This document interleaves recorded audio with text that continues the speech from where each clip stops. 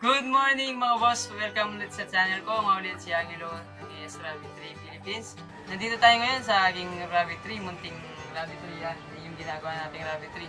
Yan. Dadagdagan pa natin. Dahil yung mga cage na iba, nandun pa sa isang natin, yung nadaganan na rabbit tree natin. So ito yung pinaglipatan ko sa aking mga alaga. So ito na yung mga na-produce ko dito. Yan. Yung mga na-produce na rin ako. Yan, may kahit na nasalanta tayo ng bagyo noon, ito, kahit pa paano nakakabawi na tayo. So, ayan yung mga, yung mga breeder ko. Ayan yung mga breeder ko. Yan, yung iba nag-aalis na ng mga off-color nila ako. Ito, yung mga naumpisang mga off-color, di ko na tinanggal. Kasi may mga naghahanap din na mga off-color. So, yun, kaya nakabihis tayo ngayon. Pupunta tayo sa isa nating idol. Iniidolo rin natin to pagdating sa pag-aalaga ng punyaw. Dahil sabi nga, kailangan yung mga nauna ay igalang natin. Kaya sila yung mga nauna, kaya iniidolo ko at ginagalang. So yung pupuntahan natin yan, maya-maya lang papunta na tayo. Para naman mahingan natin sila ng tips at yung payo sa mga gusto ring mag-alaga ng punyaw. Ang mga taong to, tumutulong naman sila sa mga gustong magsimula sa pagpupunaw. Hanggang dito na lang muna to. Puputulin ko muna tong video na to. Doon ko na lang ipagpapatuloy para makita nyo yung kanyang rabbit tree. So tara, samahan nyo ako.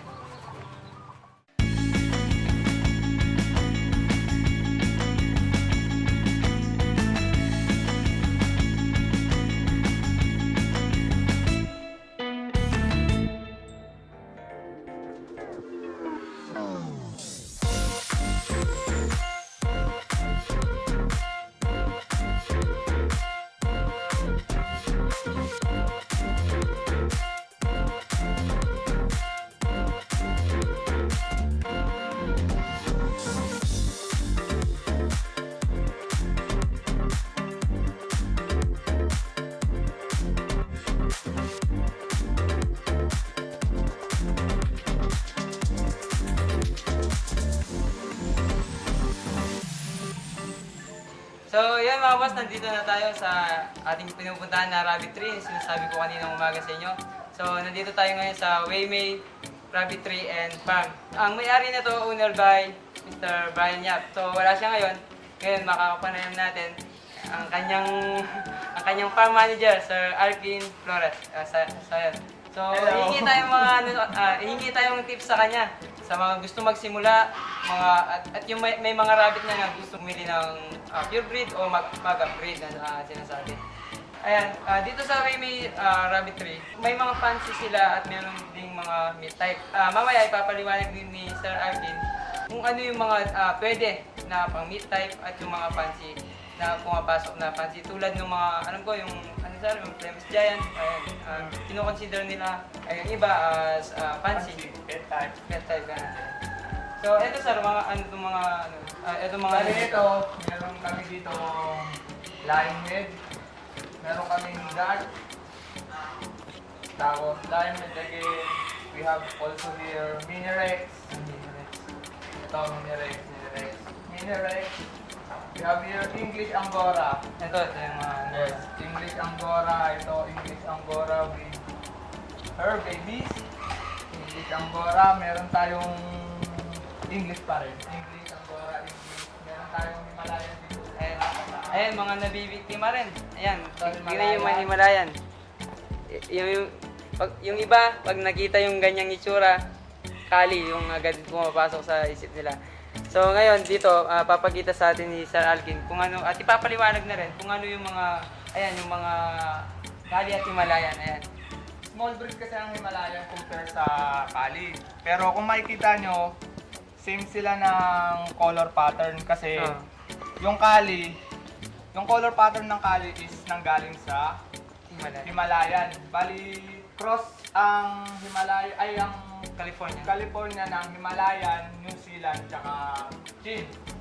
Bali, ginawa yung body structure ng Chilean White, tapos yung pattern naman is kinuha sa Himalayan.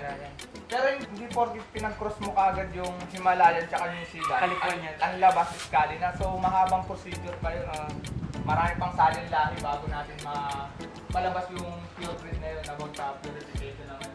Sa ano naman, sa Himalayan sir, hanggang ilang kilo yung inaabot nila sa breeder age nila? Ano lang, nasa 2 point something yata yung pinakamabigat niya. Then, ang maganda sa sa Himalayan. Himalayan, siya yung bukod tayong rabbit na may extrang pares ng dede niya. Siya yung mas magaling mag-adapt, magpaampon. Pag may papaampon tayong mga kids na hindi pinapadede ng ibang nanay, mas maganda kung may kasabayan tayong paanak na Himalayan kasi magaling sila mag-alaga ng kids. Sa ano naman sir, tungkol naman sa mga sakit, ano naman yung pinanggagamot niyo sa kanila para Sa sakit, sa common sakit kasi ng rabbit is usually ang una is diarrhea. Common na yan. Then, mangge.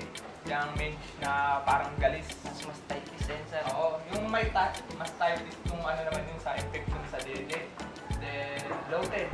Yan yung paglobo ng tiyan na hindi natin minsan matukoy na kung ano yung dahilan. Ano naman yung mga pinanggagamot niyo sir na pwede niyo Ah, i-share sa mga gusto mo? Sa mange kasi usually ang ginagamit namin ivermectin drops kasi in any age pwede siya. Ayun. Unlike sa Powder. sa powder kasi sa mga bata hindi pa siya advisable na magbigay. Ayun. Then bawal din, hindi rin kami nagbibigay ng ganun lalo especially sa mga buntis. Pampolka. Oo, then injectable din, hindi rin kami ganun gumagamit kasi iniiwasan din namin yung magkaroon ng problema sa internal nila. Kaya more on drop-ons, ivermectin kami ginagamit namin. So yun, sa ano naman, diarrhea naman sir? Magamit kami na injectable, yun yung ginagamit na namin na injectable. Electrolyte, B-complex, anti-diarrhea. Bali yun sir, mabibili rin dito o Sa amin wala, pero sa Shopee, Lazada, makakabili ka. Sa malalaking poultry supply meron. ang produkto na tinitinda nyo dito sir, ano lang? Accessories, meron Accessories, kami tsaka mga accessories. Ayun, saan pwedeng magkita sir? Saan pwedeng tumawag o mag-text sa kung may mga gustong bumili? Visit nyo lang yung Waymaze Rabbitry in Nature Farm Facebook page. Ayun. Doon makikita nyo, kaya you can contact direct Brian Yap. Ayun. Shoutout kay Boss Brian Yap. Ayan. Oy, dahil lang dapat ikaw dito eh. So yun, ito yung mga alaga nila dito sa Waymaze Farm. Ayan. Ito sir. French Angora. Ayan, napakaganda. French Ayan. Angora. Nasasakop na niya yung buong pulungan niya. Ayan. Tapos to, parang kalabaw na to sir ah. Ayan naman yung Flemish Giant natin. Ayan. Ay! Si Gentle Giant. Ayun. Yan ang Gentle Giant natin. Ito sir. Ito, Flemish din yan. Bali tatlo silang Flemish, yung white. Ito, chin. This one is pure white. FG. Ayun sir. Giant. Sa mga ganyan sir, wala namang iba pang mga lahi rin. So, kahit yung mga, yung German Giant, bukod pa yan.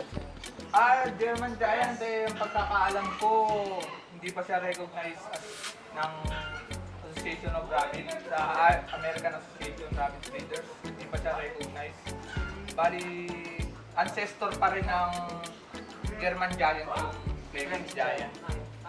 Ito sir, ginagamit nyo rin to sa mga, pwede rin pang, meat type to.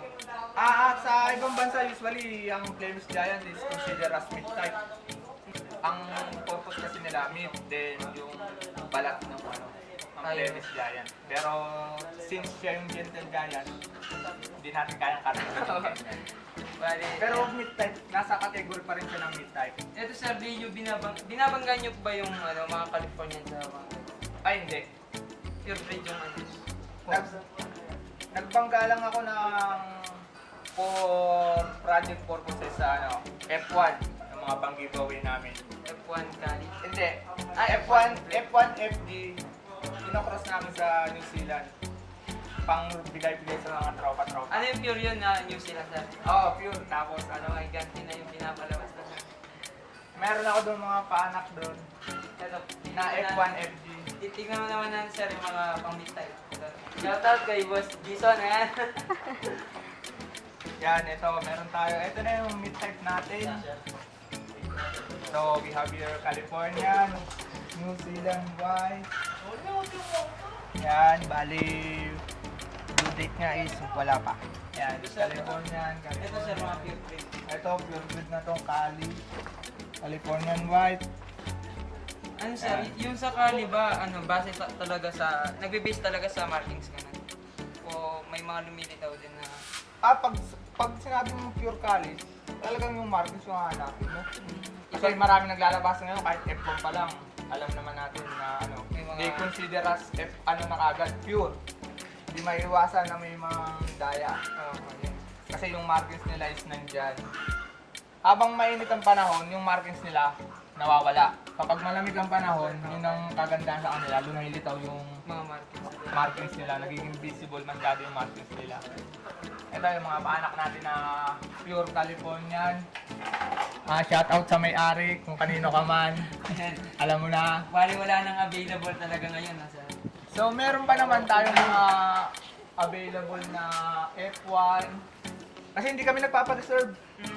Ang Ayun. gusto namin, ano, on the spot. Yung kasi iba tumatanggap na reservation tapos di naman nila Hindi, kasi binibigyan. hindi natin matuto. For example, pina-reserve ko to, 4. Naka-reserve na, di ba? Nagbigay ng reservation. Hindi natin alam kung kailan mangyayari yung hindi inaasahan. Kung mamatay yung isa, kunwari may mamatay, tapos wala akong pampalit, nakakahiya doon sa nagpa-reserve. Kaya hindi kami nagpapa-reserve. Kaya kung ano yung madat nandito na available, at kung ano yung gusto ng customer, kunin na hanggat meron pa. Ayan. Shoutout pala kay Boss Rapa. Ayan. Rapa Rabbit. Uy, Rapa! Ayan. Rapa, oh! Oo, sa'yo to Boss Rapa. Pwede naman bang pumunta yung mga... Pwede pumasyal dito naman sa... Sa ngayon kasi ano, hindi pa siya usually open to public. Pero pag nagpa-schedule naman kay Brian, pag open ng schedule ni Brian, nagpapapunta rin naman siya. Pero yung walang schedule, Oo. hindi ka basta-basta nagbabapasok kasi. Ayun. Bali, PM lang kayo doon sa Facebook page na Waymaze Rabbit Tree. Yun. Bago kayo pumunta dito. Pag walang abiso sa taas, hindi po ako nagpapapasok. Ayun. Si Sir Alvin kasi yung nag-aalaga dito sa mga rabbit na to. Wala yung boss. Sa mga ano kasi sir, sa iba, yung nga yun na pag-usapan natin sa mga F1. So, nung nakaraan kasi may mga nandaya rin, mag-ingat na lang sa mga ganun. Kaya kailangan pumunta kayo sa mga legit breeder. Kasi mas pakikilala nyo talaga kung totoo yung breed na binibenta sa inyo. As the parents always, then if pure na binenta sa inyo, hanapan nyo ng pedigree. Then, doon nyo malalaman yung history ng ano. At least, mga third generation ng pag nakasulat sa pedigree. Ayun. Pero kung inisyuhan ka ng ano, ng birth record lang, tapos walang ano, possible na hindi siya pure para sa akin. Kasi yan, dali lang naman i-print yan eh. Di ba? Madali lang i-print Madali yan. lang i-print. Pero malalaman mo yung history kung kanino nang galing, kung yung parents ba nila is import, then island born, tapos legit check mo yung ano, pinagmula ng lolo. Nakasulat naman doon kung kanino unang nanggaling, kung kanino na-avail. Lahat. Ay sir, hingi tayo ng tips kay sir. Yung mga gustong magsimula, para ano yung mga dapat nilang gawin sir? Okay. Sa mga nais magsimula ng about sa rabbit, syempre unahin natin yung basic needs nila. Unahin natin i-prepare. Unahin natin prepare syempre yung paglalagyan sa kanila, yung area nila, yung area kung malamig ba o mainit, pipiliin din natin syempre cages. Tapos mas maganda yung ano, pag-aralan muna bago tayo bumili. Mga basic needs, basic learnings, basic all about basic, yun muna dapat ang unahin.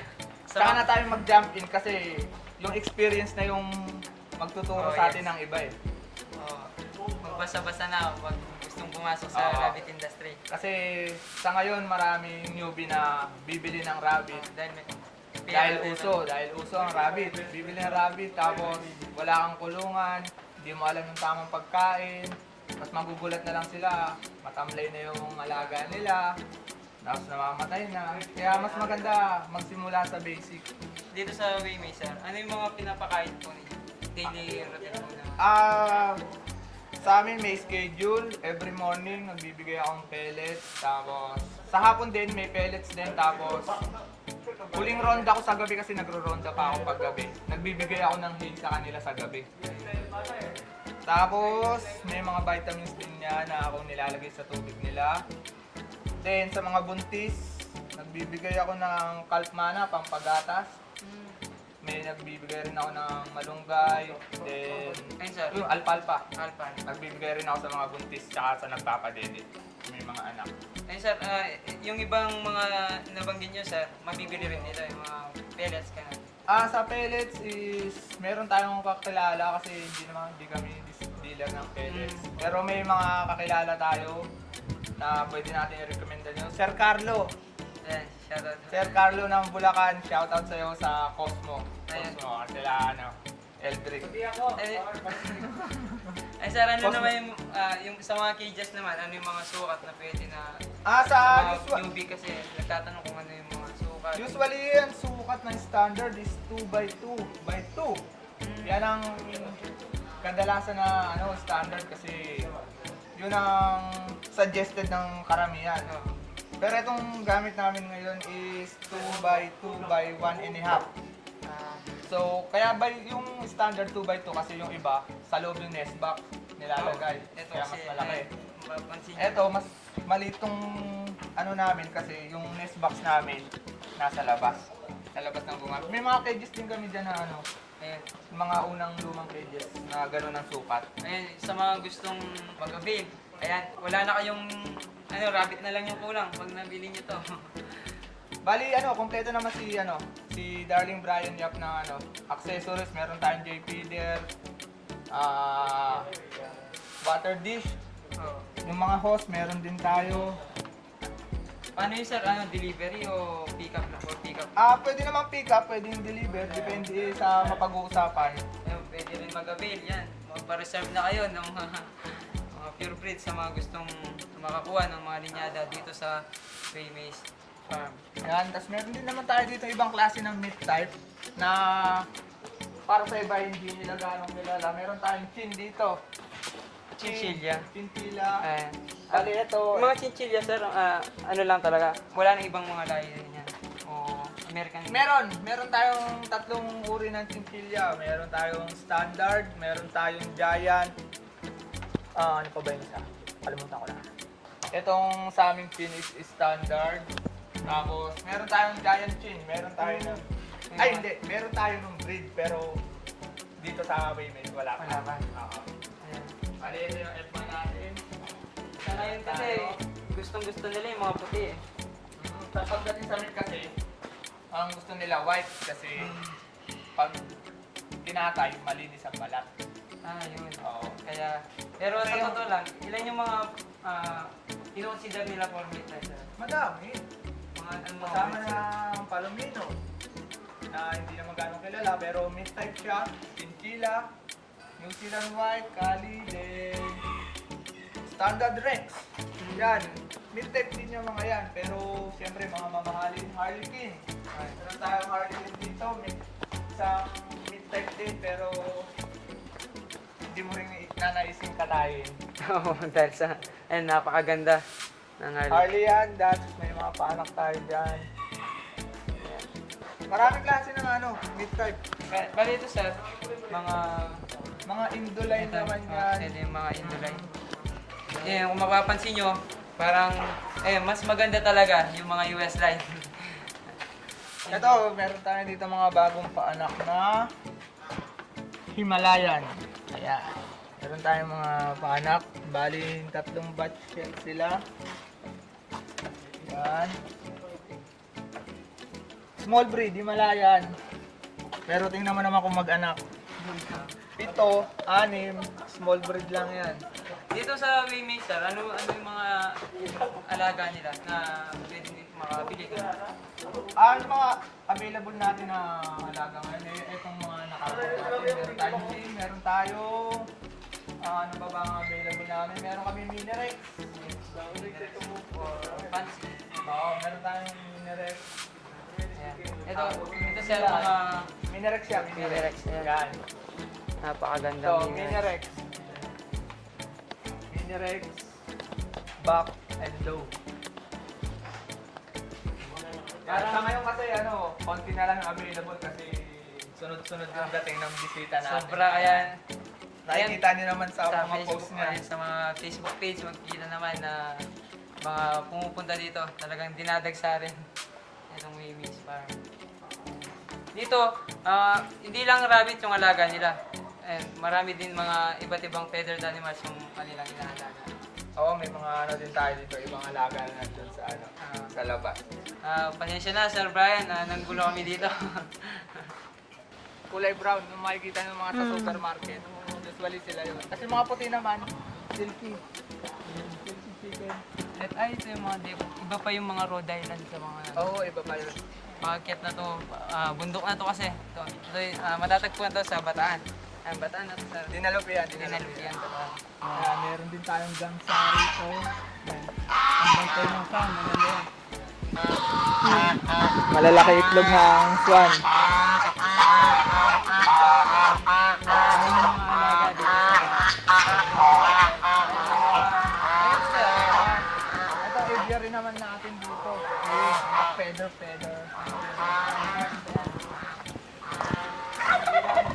Four-legged animals, Sir Brian. Ibang ano rin, long-legged animals. Lovebirds, may parakeets, may dove. Then, Marami mga bantang din. ano yan? Cellbrite. Yan, Cellbrite. Silver and gold. Then, ayun yung bantam. Meron din tayong paborito. Ano, i-breed nyo nito para pambenta lang. Oo, depende sa availability po. Sobrang marami na talaga. Kasi mga native chicken namin, ayan, nangitlog na kung saan-saan. Ayan. May nangitlog na dito sa tabi-tabi. Ayan, sa mga kalapat. Pang meat type din yan. Oo, mid-type na kalapate, giant dove. Ayan. Yan yung usually pang karne rin. Sa mga rabbit naman, sir, paano yung ano nyo? Proseso nyo? Bumibili din si Sir Brian Yap. Oo, Meat type na. kasi kahit kami, kulang kami ng supply eh. Bali supply, rin siya eh. Namimili rin siya ng meat type.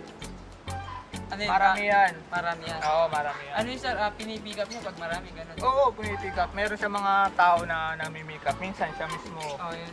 Siya mismo ang pumipick up sa mga customer. Kasi sir, sa panahon ngayon, ang daming gusto mag-rabbit. Ang tinatanong nila kung saan mapupunta, kung saan pwedeng ibagsak pagdating ng panahon na dadami na yung mga rabbit nila. Oo, yun ang isa sa problema ng mga newbie natin ngayon Oo. na gusto pasukin yung business na yan. Hindi naman alam kung Oo. Bali sa maganda yan, malaman mo yung area mo, then kung sino yung mga pwede mong pagbagsakan ng mo. hindi puro pure na lang yung pinag-uusapan dito. Ang kailangan natin pag-usapan, pag pinasok mo tong rabbit industry, kailangan alam mo kung saan mo pwedeng benta yung rabbit. Kahit na, kasi darating ang araw, dadami rin yan, yung mga Indoline, yung mga US line, dadami yan. Ngayon, isipin natin kung saan mapupunta, kung saan pwedeng ibagsak. Kung gagawin talagang business, kailangan alam mo kung saan na yung market. Kasi kung bigla-bigla ka na lang talagang matatambakan ka ng Yung mga kids yan. Oo, matatambakan ka. Makabenta ka man online, pa isa-isa, dalawa. Pero pag ginawa mong business, make sure na may market ka na. Sa presyo ngayon, marami ang sinasabi, demand eh. Oo. Demand. Ngayon, yung presyo, nagtatanong, yung mga nagsasabi sa akin, bakit daw ang mahal? Sobrang ganito, ganyan. Ang mahal ng nabili nila. Ayan, yung presyo ngayon, nakadepende sa mga breeder din. Oo. Ang presyo kasi, walang control ang presyo. Oo. Nasa owner na yan. Kung sino yung breeder, siya magpipresyo syempre. Wala tayong standard kasi ngayon eh. Ang may standard lang natin usually, ang mga pure natin. May mga sinusunod tayong standard sa mga fancy. Usually sa fancy, sa Bali, sa ngayon, sir, yung mga fancy, presyo nila, hindi pwede rin ba yung tulad sa mga presyo ng mga... Sa fancy kasi ang usually yung pinaka natin sa fancy is may mabibili na tayong 1.5 kasi talagang depende sa breeder. Kasi sa pag-aalaga ng type fancy meat type, iba-iba kasi yung pagpapakain nila, yung pinapakain nila at yung gastos din ng Minsan yun ang sinusunod ng ibang breeder. Kasi kesyo ganito yung pakain nila. Yan. Kaya nagbabase yung presyo sa ganon. Kasi yung iba kasi damo lang yan. Dadamo lang, pellets. Yan, yung iba talagang may vitamins yan. Hindi nila tinatanggal. Sa presyo, kanya-kanya tayong kanya-kanya presyo. Wala tayong standard price. Oo. Usually sa ano talaga, nasa breeder na yan kung magkano nila out. Pero wag naman overpricing. Okay, yung iba. Kasi alam naman natin na kung hanggang saan lang yung presyo ng isang breed. Alam mo rin yung gastos. Kasi, halimbawa, binenta mo yan ng mahal, baka di nababalik sa'yo yung bumili. Ganun Oo. lang yan eh. Kaya Kasi malalaman din nila na hanggang ganito lang yung presyo nito tapos nakabili ka ng sobrang mahal. kaya kailangan talaga sa mga legit breeder kayo bumili. At kung may farm yan, puntahan nyo para rin makita nyo yung mga parents nila at yung mga ginagamit nilang mga breeder. Mas maigi yun, makikita nyo. Kaya sa mga gusto magsimula yan. Sana marami kayong natutunan sa mga napag-usapan dito sa Remix Farm. Pasensya ulit Sir Brian Yap, nanggugulo kami dito sa... Hanggang dito na lang muna itong video na to. Abangan nyo pa yung mga susunod naming mga pupuntahan ng mga farm na rabbitry, magpa-farm visit tayo. So hanggang dito na lang muna. Ako nga ulit si Angelo ng ES Rabbitry Philippines. So yung mga boss, nandito na tayo sa ating rabbitry, nakauwi na tayo. Hindi na tayo nakapag-video, ngayon pauwi tayo dahil madilim na. So ginabi tayo ngayon. So sulit naman yung pagpunta natin sa Waymay Rabbitry and Farm. So yan, kung gusto nyo makabili, pwede nyo i-message yung kanilang FB page, Waymay Rabbitry and Farm. So yan mga boss, pinadalhan pa tayo ni Sir Brian at kahit na wala siya doon, nadatnan lang natin doon yung kanyang farm manager na si Boss Alkin Flores. Ayan, pinadalhan tayo ni Sir Brian ng pang-materialis natin na F1 chinchilla. Ayan, ito yung gagamitin din natin pang-materialis. Maraming salamat Boss Brian, kahit di tayo nagkita. Napakaganda ng iyong rabbitry at nag-enjoy kami sa kwentuhan at marami kami natutunan na mga tips tungkol sa pagkukuneho at na na-share din ni Boss Alkin Flores. Maraming salamat. Hanggang dito na lang itong video na to. Abangan nyo pa yung mga susunod nating mga farm visit. Ako ulit si Angelo ng AS Rabbitry Philippines. So magandang gabi sa inyo lahat.